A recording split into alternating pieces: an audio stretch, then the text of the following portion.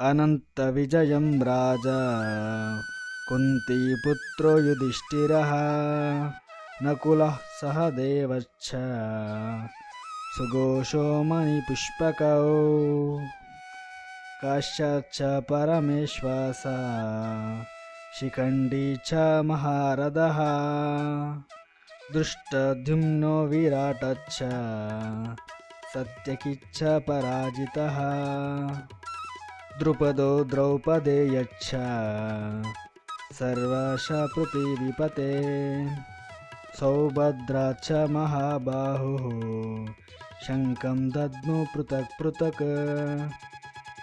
భావము: ఓ భూమండలాన్ని పాలించేవాడా యుధిష్ఠిర, మహారాజా అనంత విజయాన్ని పూరించాడు. నకుల సహదేవులు సుఘోష మణి పుష్పకములను పూరించారు.